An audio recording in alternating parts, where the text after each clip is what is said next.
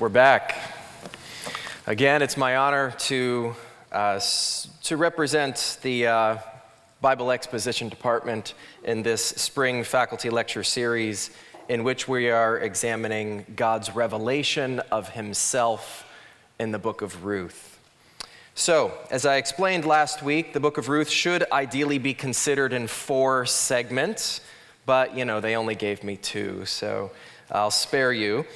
I have elected to cover just the first chapter and the last chapter.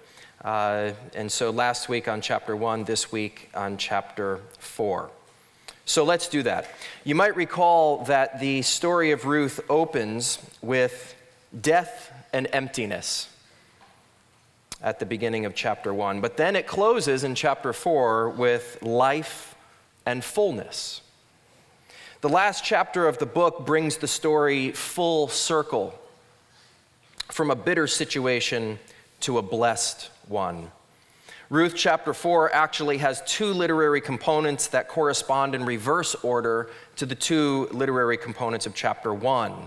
The family history in the last 5 verses of the book recounts future births, whereas the family history in the first 5 verses of the book recounts past deaths.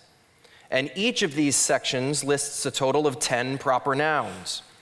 The story of marriage and descendants in the main part of chapter 4, which is, verses 1 through 17 of chapter 4, the story there parallels the story of widows and childlessness in the main part of chapter 1.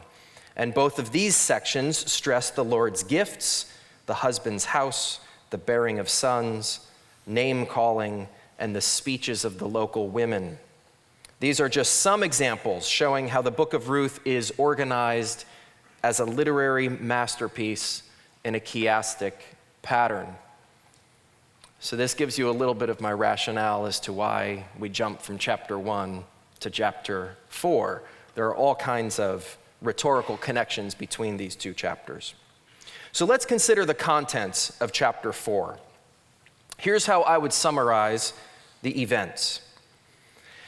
Through the charitable initiatives of Boaz, involving legal negotiations for the land and widows at the town gate, God answers prayers, and he gives Ruth and Boaz a son who serves as the heir to Elimelech's estate, as the provider for Naomi, and as the grandfather of King David.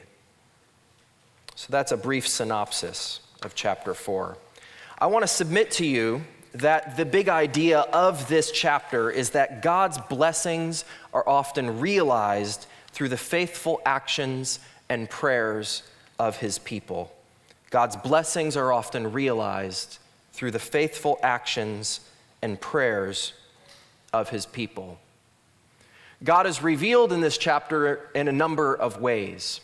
We see how God graciously provides for his people and cares for their needs. We see how God answers prayers in his own time and in his own ways. We see how God's blessings can come through unexpected means. We see how God has long-term plans to bless his people. We also see how David is descended from faithful people. Indeed, the Ruth story is revelatory, and it shows us God's character and attributes in action. These kinds of themes must be the focus of our exposition and the foundation for our applications. So first, what I want to do today is make just in my habit, make some expository remarks about chapter 4, and then second, if you survive that, if we all survive it, then I would like to synthesize some of the theological ideas in chapter 4, and then third and finally, suggest some trajectories for contemporary application. So first of all, the expository remarks. Verse 1 says, "Meanwhile, Boaz went up to the town gate, and he sat down there, just as the Redeemer he had mentioned came along." The gate of Bethlehem although presently unidentified in the archaeology, serves as one of the primary settings in the story of Ruth. Bethlehem's gate is associated with a well, and the threshing floor is presumably located just outside of it. The gate with its adjacent square is the socioeconomic center of town because it's the bottleneck through which everyone exits or enters to go about their daily business. Its diverse functions may relate to military security, market activity, legal transactions, administrative matters, ceremonial gatherings, and religious rituals. In the Bible and in the ancient Near East, the gate is supposed to be a place where justice is maintained. Gates often include meeting spaces, both inside and out, and they have seating to settle situations like the one described here in Ruth 4, where Boaz sits down with the closer kinsmen and with the 10 elders of the town. Verse 1 continues. It says, Boaz said, "Come over here, my friend, and sit down." And so he, that is the other redeemer, went over and sat down. Now the Hebrew term translated friend here is, and this is where I'll geek out a little bit, the Hebrew term translated friend is actually Poloni Almoni, is how you say it. You can all, that's some Hebrew you can all bring home with you today. Poloni Almoni. This is an example of a farrago, which might be a new word for you. Farrago, that is a rhyming medley of words that gains meaning through context, which is, a way of saying, we're not sure what that means exactly. But anyway, we'll call it a farrago and get fancy. If it is understood as a reference to the closer kinsman, and thus we translate it as so-and-so or something like that, then it's a particularly pointed refusal to name this character. But recent suggestions about the phrase point out that it more likely refers to an indeterminate place. And thus, what Boaz is saying is, sit here at such and such a spot. Nevertheless, and whichever one you go with, we can still conclude that the closer kinsman still remains unnamed in this story. And this is perhaps because he refuses to maintain the name of the dead, as we see in verse 5. And he therefore serves as an effective literary foil for the frequently named Boaz, who later becomes a man of name in Bethlehem, as we see in verse 11.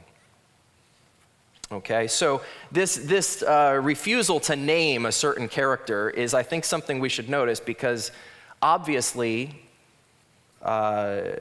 his name would be known. I mean, the amount of information we have on this guy is quite extensive. To not name him seems to be an intentional move by the narrator, and it contrasts with Boaz. Verse 3. In verse 3, we read that Boaz said to the Redeemer, quote, "Naomi, who has come back from Moab, is selling the piece of land that belonged to our relative, Elimelech." Now, the precise relationships of the two redeemers to Naomi and Elimelech are ultimately uncertain. Boaz and the unnamed kinsman are probably not literal brothers of Elimelech because if they were, they would have inherited the land on that basis. And that would make redemption unnecessary, okay? So instead, it seems more likely to suggest that both Boaz and the unnamed redeemer were Elimelech's cousins. How far, we're not sure. How distant, we're not sure. Verse 5, Boaz said, "On the day you buy the land from Naomi, you also acquire Ruth, the Moabite, the dead man's widow, in order to maintain the name of the dead with his property."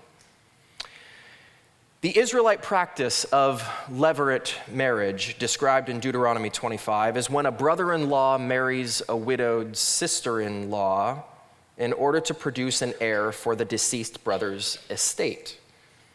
This practice is also illustrated in Genesis 38. Remember, that's the Judah and Tamar story, and that's a narrative which is unmistakably echoed here in Ruth chapter 4.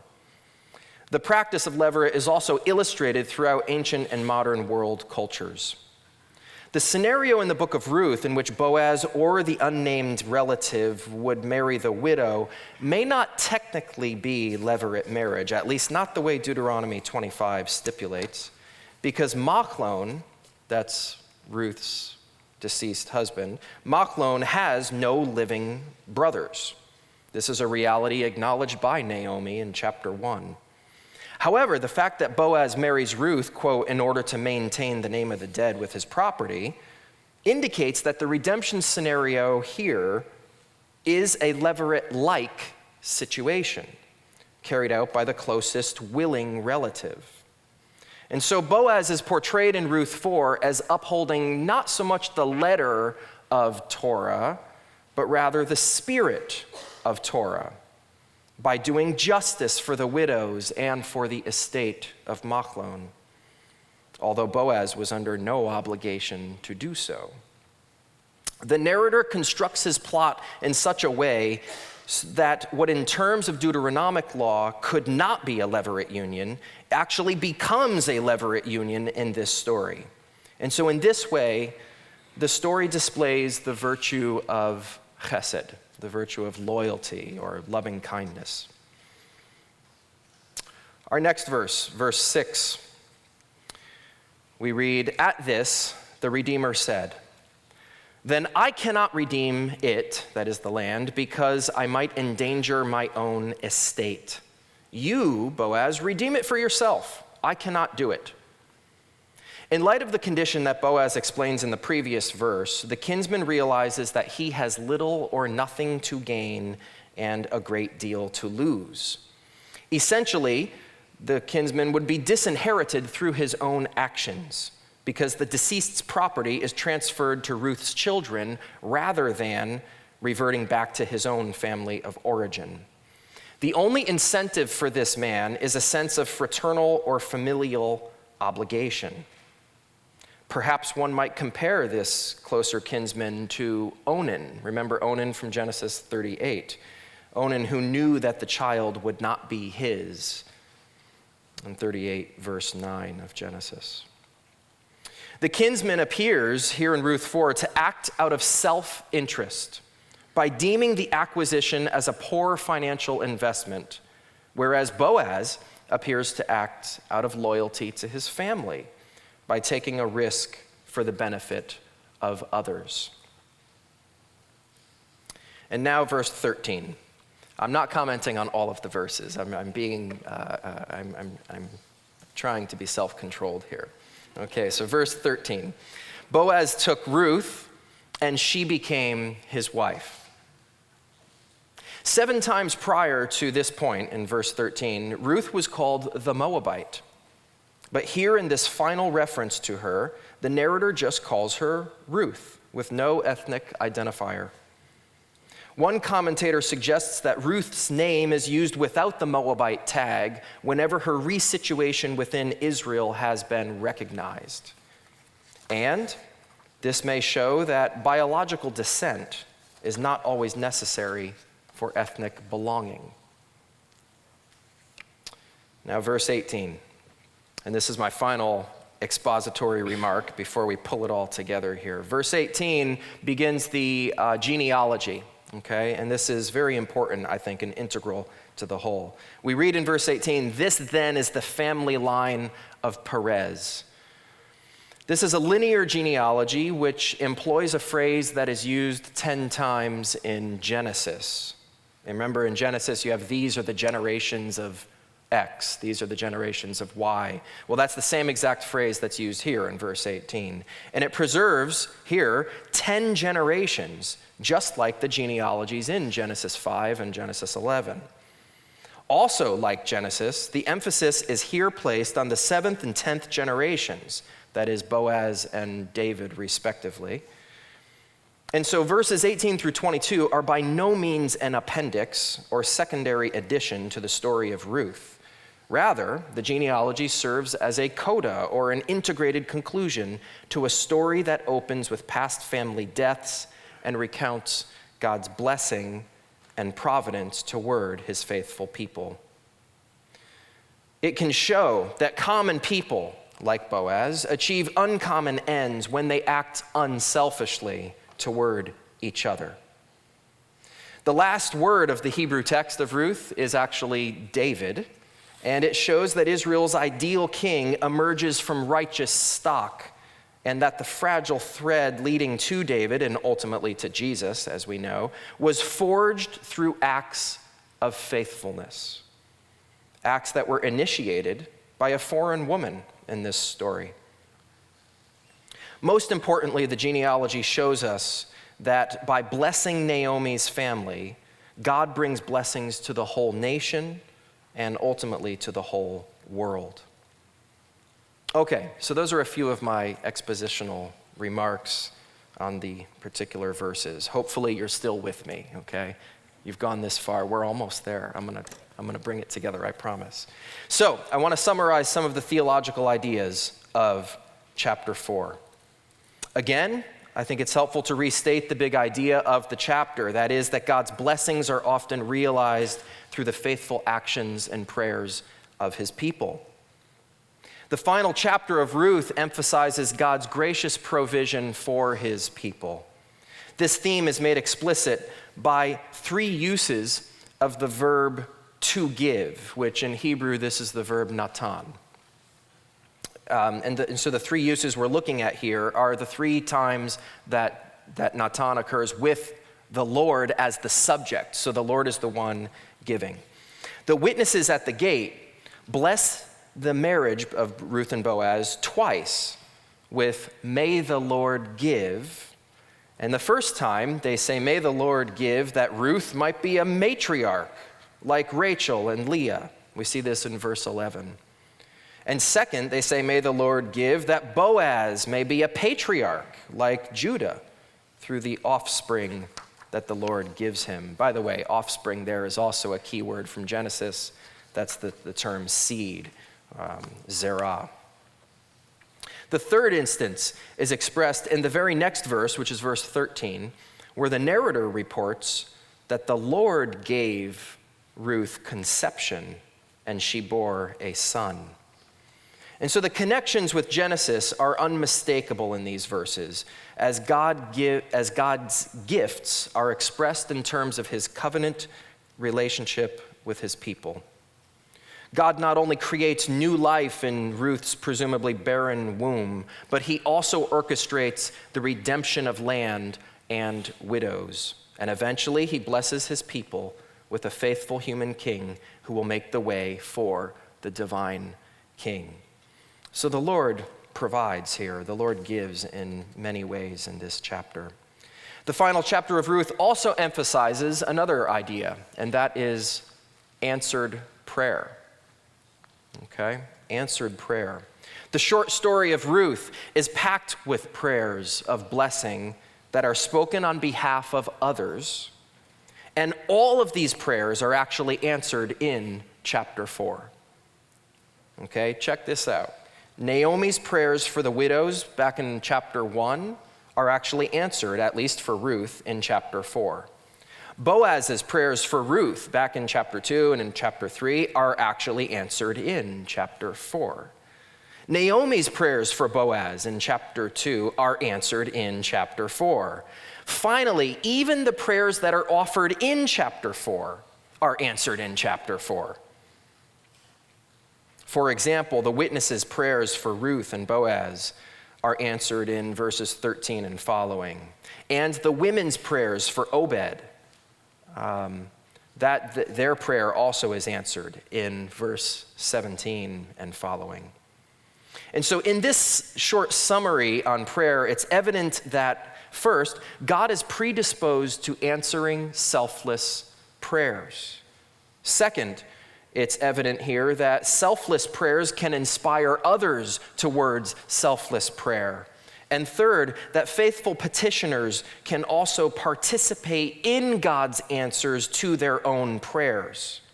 Okay, so for example, Naomi takes action for Ruth's benefit at the beginning of chapter 3, and Boaz takes action for the widow's benefit, both in chapter 3 and in chapter 4. So again, faithful petitioners can participate in God's answers to their own prayers. Indeed, I think we can see that God's blessings are often realized through the faithful actions and prayers of his people. So, let's discuss briefly some trajectories for contemporary application. When applying the ideas of chapter 4, one must be careful not to misconstrue the meaning.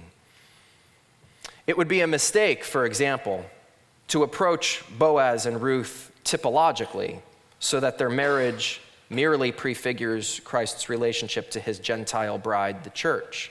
The problem with this interpretation, which, by the way, is found in neither testament, is that it tends to circumvent the relevance of the story for the ancient Israelite audience. The best approach to applying the book of Ruth is to keep in mind that the objective is not necessarily to be like Boaz or Ruth, but rather it's to model God's character. Now, granted, the characters in this story are exceptional examples of what godliness might look like in a particular context.